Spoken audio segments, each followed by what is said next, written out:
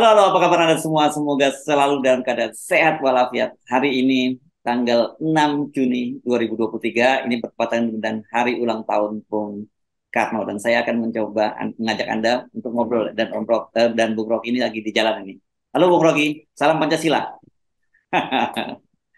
Salam Pancasila, Yes, salam Bung Karno. Bung Karno yes, yang pikirannya saya jadikan sebagai patokan untuk mengevaluasi politik hari ini melalui rumusan Pancasila.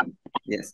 Oke, kalau soal ulang tahunnya Bung Karno saya kira tidak ada dispute ya. Semua orang tahu bahwa tanggal 6 Juni itu adalah hari ulang tahunnya Bung Karno. Tapi kalau soal Pancasilanya, hari lahir Pancasila yang ditetapkan oleh pemerintahnya Jokowi 1 Juni itu kan banyak perdebatan di antara para sejarawan dan saya kira masih banyak kita bisa gampang menelusurinya di buku-buku maupun masih ada saksi-saksi yang bisa bercerita soal itu. Banyak hal yang memang jadi pertengkaran apakah Pancasila itu bisa kita jadikan dasar evaluasi politik, kehidupan etika publik. Tetapi yang lebih penting adalah memperhatikan bahwa perdebatan hari-hari ini nggak ada urusannya dengan Pancasila sebetulnya kan. Ya. Kan Pancasila sebagai panduan etik kita itu sudah dibatalkan oleh transaksi-transaksi politik hari ini. Nggak ada lagi yang kita bisa katakan bahwa ini transaksi berdasarkan kerakyatan, keadilan sosial atau kemanusiaan. Jadi kita kehilangan dimensi kepublikan dan kita masuk pada transaksi-transaksi elitis. Dan Pancasila bukan untuk transaksi elitis. Yes, yes. Oke, nah sekarang kita ngomongin pada peristiwa yang terjadi hari ini. Karena bersama dengan hari lahirnya Bung Karno ini, PDIP mengadakan Rakernas gitu ya. Dan ini jelas untuk persiapan Pilpres 2024. Dan yang menarik, Presiden Jokowi itu juga akan diundang hadir dan memberikan pengarahan selain tentu saja Ketua Umum Ibu Megawati. Ini menarik ya. Belum tahu saya apakah Pak. Kalau menurut Hasto sih Pak Jokowi memastikan hadir. Tapi apakah hadir atau tidak ini tentu saya sangat menarik. Hadir pun juga saya kira menarik. Kalau tidak hadir jauh lebih menarik. Saya kira Pak Jokowi masih trauma tuh. Dia lagi pikir-pikir. Mungkin tadi malam dia mimpi ketemu ratusan hantu. Sehingga Ya, tidurnya nggak pulas. Karena ya, dia anggap bahwa kalau dia datang, sangat mungkin dia dibully lagi tuh. Karena ya. udah itu rumusnya kan. Begitu ada forum PDIP, Ibu Mega nggak bisa tahan untuk membuli Jokowi. Saya sebetulnya kata bully, karena itu yang udah terasa di dalam publik kita. Walaupun PDIP menganggap dia kan kader, iya, tapi dia juga presiden. Itu Hmm. mana yang lebih penting. Kalau disebut kader, ya nggak bisa. Karena Presiden Jokowi itu dipilih lebih dari konstituen PDIP. PDIP cuma 15% yang milih 19%. Jokowi itu. 19%. Ya. 19%. Padahal Jokowi terpilih 51%. Lalu yang 30% itu lebih itu dari mana tuh? Kan Hmm. dia bukan kader PDIP, dia statusnya adalah Presiden Republik Indonesia tuh. Yang dipilih bahkan oleh PKS, bahkan oleh Gerindra, bahkan oleh Golkar. Jadi itu intinya. Jadi mesti dianggap bahwa Jokowi memang sakit hati karena sekedar disebut kader. Itu masuk akal. Dan kesakitan hatian itu nggak mungkin sudah diobati dengan disuruh pidato di apa namanya Munas Rakernas PDIP. Itu yang saya sebut sebagai kegelisahan Jokowi hari-hari ini. Nah, kegelisahan itu kita melihat kalau dia datang itu serba salah, kalau dia nggak datang juga serba salah tuh. Jadi Hmm. sebetulnya datang apa nggak datang, Jokowi bukan lagi faktor. Ya, ya, ya. Tetapi gini, satu hal yang saya kira menarik untuk kita cermati dengan PDIP tetap mengundang Pak Jokowi dalam hal ini kita juga bingung apakah sebagai presiden. Kalau presiden saya kira tidak tepat memberikan pengarahan pada Rakernas ya. Pasti sebagai petugas partai begitu ya. Ini kan menunjukkan betapa PDIP juga masih berharap lah ada limpahan suara dari suara Pak Jokowi dan saya kira ini kalkulasi yang pragmatis dan juga yang menarik ternyata kemudian kemarin setelah bertemu dengan PAN, Sekjen Partai Gerindra Ahmad Muzani menyatakan bahwa siapa yang akan jadi calon wakil presiden Pak Prabowo itu akan dikonsultasikan kepada Pak Jokowi. Nah ini kan seperti yang kita kemarin bilang rebutan nih dua dua kubu ini rebutan berkah dari Pak Jokowi. Ini juga anehnya nih. Partai punya lembaga yang berdaulat penuh, yang isinya adalah keputusan Kongres, keputusan Muktamar, keputusan Munas. Kan mestinya itu yang dihormati. Bahwa yang diputuskan oleh partai sendiri itu yang menjadi konstitusi partai. Jadi ajaib kalau diputuskan di partai, tetapi partai bilang oke okay, keputusan Anda bisa dibatalkan oleh Jokowi. Kan ngaco kan? Jadi Hmm. kelihatannya Jokowi jadi ketua umum semua partai. Itu juga Ya, nggak ya. beres secara logika, apalagi secara etis. Jadi kita tetap melihat bahwa Jokowi memang juga berupaya untuk kasih sinyal pada publik bahwa dia masih bisa mengendalikan partai-partai ini. Hmm. Tapi pertanyaannya mau dikendalikan buat apa? Kalau dia masih berkuasa ya boleh dikendalikan untuk kepentingan ya yang biasa disebut keberlanjutan lah. Tapi ini kan dia nggak berkuasa lagi. Maka siapapun yang terpilih nanti presiden, dia pasti akan melakukan sesuatu yang tidak mungkin sepenuhnya berorientasi pada perpanjangan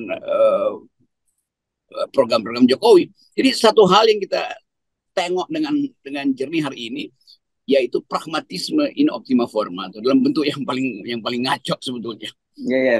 Kan selama ini kita selalu melihat Ibu Megawati itu kan sangat konstitusional gitu ya kalau terbukti dengan penolakan perpanjangan masa jabatan Pak Jokowi, juga penundaan pemilu tegas gitu. Tapi ketika akhirnya mulai sejak pemilihan Ganjar Pranowo dan sebenarnya sikap dia terhadap Pak Jokowi sekarang menunjukkan juga mau nggak mau akhirnya Ibu Megawati juga terjebak dalam pragmatisme politik.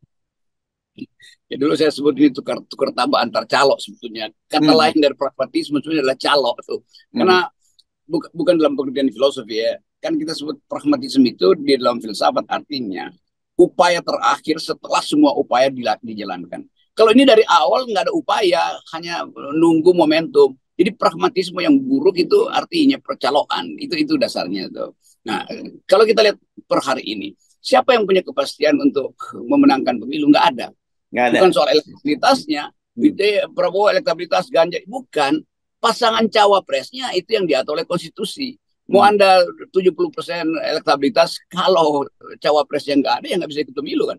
Jadi itu juga yang jadi perhitungan sebetulnya kenapa Demokrat misalnya tiba-tiba menekan Anies supaya cepat-cepat nyalonin cawapresnya karena Anies drop memang dalam beberapa soal dalam beberapa survei terakhir ini. Sementara PKS mungkin juga punya pikiran yang sama tapi tidak mungkin se-eksplisit Demokrat. Kalau Gerindra saya kira ya Gerindra menganggap ya ada Jokowi nggak ada problem lah.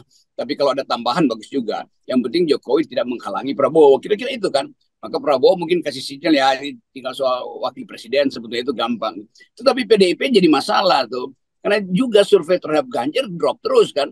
Jadi bagian itu yang mungkin dicemaskan Megawati sehingga dia memerlukan lagi Jokowi sebagai petugas partai untuk ikut mendorong Ganjar lagi. Nah Jokowi tentu senang, walaupun kesenangan itu ya palsu juga. Karena Jokowi menganggap tuh kan masih perlu saya kan. Tapi sekali lagi publik nggak peduli itu. Publik peduli yang ingin dilihat publik adalah pertandingan etika politik yang harus dituntaskan, yaitu dengan cara Jokowi bilang aja di dalam Munas itu pidatonya, saya tidak akan lagi, ini yang terakhir, kalau saya diminta lagi untuk memberi pidato di semua partai politik, Munas segala macam, saya akan tolak. Jadi pakai aja momentum ini, Jokowi bilang aja, oke, karena saya Pak kader PDIP, saya tentu berupaya untuk Ganjar memenangkan pemilu nanti. Tapi itu dia juga akan dibully oleh netizen loh, bukannya Prabowo yang selama ini Anda ajukan. Jadi kebingungan itu datang dari ketidakpastian yang dibikin sendiri oleh Jokowi. Ya, saya sih berharap apa yang Anda sampaikan itu dilakukan oleh Jokowi. Tapi melihat apa praktik politik Pak Jokowi, rasanya sih nggak mungkin lah itu. Impossible deh. Walaupun Anda bilang attacking impossible, impossibility, tapi saya kira ini impossible banget. Gitu. Iya, itu believe it or not gitu aja. Kira-kira begitu. Tapi poin saya selalu ingin kasih poin pada Pak Jokowi supaya beliau di era terakhir datang aja dengan wacana yang sifatnya mendidik bangsa, bukan lagi dalam upaya untuk menyebar pesona atau cawe-cawe. Udah jelas, dan bagian itu yang selalu saya minta supaya Jokowi berhentilah jadi permainan dari tokoh-tokoh politik. Karena bagaimanapun Jokowi menganggap dia mempermainkan tokoh-tokoh politik. Tapi sebaliknya tokoh-tokoh politik juga mempermainkan Jokowi kan dengan mengundang, nanti koalisi akan berubah. Jadi macam-macam cara. PDIP juga sedang mempermainkan Jokowi pada akhirnya. Kan PDIP akan ukur datang apa nggak datang nih. Kalau datang nanti Ibu Mega akan bilang sinyal bahwa Jokowi tetap pro Ganjar. Kira-kira begitu intinya kan. Kalau dia nggak datang, Ibu Mega akan bilang bahwa jangan ikuti kelakuan petugas partai sebelumnya. Lalu tiba-tiba Ganjar dapat ide. Kalau begitu, ya nggak usah berpikir untuk meneruskan program-program Jokowi. Kan jadi buruk. Apapun yang dipilih, buruk akibatnya. Yes. Oke. Ya, tapi ini kan tadi ada menyinggung supaya pesta politik nanti, pilpres nanti berlangsung secara fair. Ini menarik juga kita amati apa yang terjadi ini sekarang antara semacam polemik antara Denny Indrayana dengan Pak Mahfud MD. Akhirnya kan Denny Indrayana bongkar fakta bahwa Pak Mahfud pernah bertemu dengan dia dan berpesan agar Anies itu dijaga, jangan sampai dia tidak bisa ikut pilpres karena dengan begitu demokrasi akan berlangsung tidak berlangsung secara baik. Tapi Pak Mahfud akhirnya menyatakan bahwa hal yang sama juga dia sampaikan kok ke Presiden PKS Ahmad Saiku ketika bertemu di rumahnya. Menurut dia menyampaikan itu supaya pemerintah jangan dituduh-tuduh terus menjaga Anies Baswedan. Jadi ini yang sering saya pergoki, dua wajah dari Mahfud MD, wajah sebagai politikus dan wajah sebagai etikus tuh. Nah akhirnya kita merumuskan bahwa sangat mungkin Mahfud MD punya niat untuk jadi wakil presidennya Anies. Karena itu dia cemas kalau Anies tidak jadi presiden. Kan kita mesti menduga dengan cara yang berseberangan juga.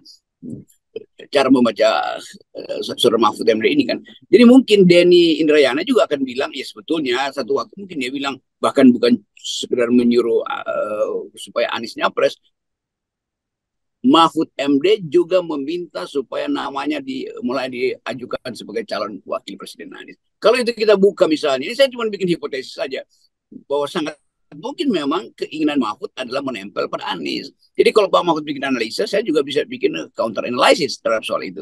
Jadi problem kita tetap bahwa Mahfud tidak bisa kita pastikan sebagai seorang etikus. Ya, ini two face of Mahfud ya, bukan two face of Janus ya. Two faces of Mahfud, ya betul itu. Ini namanya bukan Dewa Janus, Dewa Mahfud. Ya, tetapi soal cawapres Anies, kata Pak Mahfud, dia pernah ketika bertemu dengan Presiden PKS Saiku yang datang ke rumah dinasnya dan menawarkan diri dia jadi wakilnya, dia sudah menolak pada waktu itu karena menyatakan dia nanti kalau dia yang jadi wakil kan partai koalisi akan pecah dan kemudian Anies tidak akan dapat tiket. Itu yang disampaikan oleh Pak Mahfud.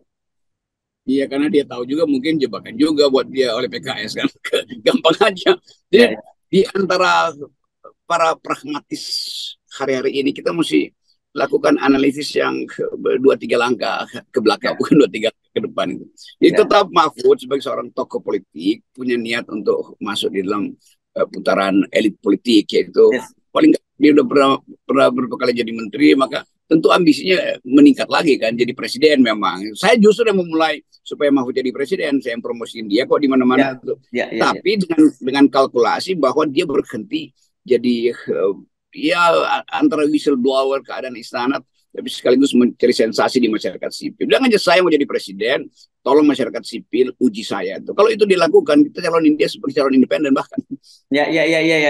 Dan sebenarnya juga ambisinya jadi calon wakil presiden juga sah-sah saja gitu ya sebenarnya. Gitu. Kalau cara mainnya fair semua gitu. Iya, mestinya dari awal kita bisa deteksi Mahfud punya niat nggak untuk nyapres tuh. Jadi seolah-olah Mahfud merasa bahwa udah kalau terjadi deadlock dia bisa muncul sebagai calon alternatif misalnya buat Anies. Kan sangat mungkin juga Anies gak dapat calon yang bisa disepakati sama-sama oleh partai-partai itu. Karena di belakang upaya pencalonan wakil presiden dari koalisinya Anies itu tetap ada ketegangan ya soal finansial tuh. Sehingga mungkin kalau Mahfud diajukan, 3 partai ini merasa oke, nggak perlu ada transaksi atau mahar di antara kita, itu tetap Mahfud. Tapi Mahfud mesti lobby juga, lobby SBY, lobby Surya Paloh, lobby PKS. Tapi itu juga memberatkan Mahfud, kan akan terlihat bahwa dia akan jadi ya mainan juga akhirnya.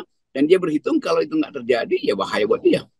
Ya. Saya kira ini apapun semua kita mesti curigai statement para politisi, pejabat pemerintah apapun pasti ada agenda di belakangnya, ada hidden agenda gitu. Dan kita sejak awal menginginkan ini dibuka saja dan penyebabnya semuanya karena presidensial threshold 20% dan kita usulkan 0%. Itu ya Bung Rocky ya. Ya, itu intinya tuh. Jadi kebusukan hari ini terjadi karena semua mau menolak 0% itu. Nah, rasain lah. Kalian jadi calok semua tuh atau jadi pragmatis dalam pengertian yang buruk. Yes, tetap 0% Bung Rocky ya. Yes, ini dia dasarnya.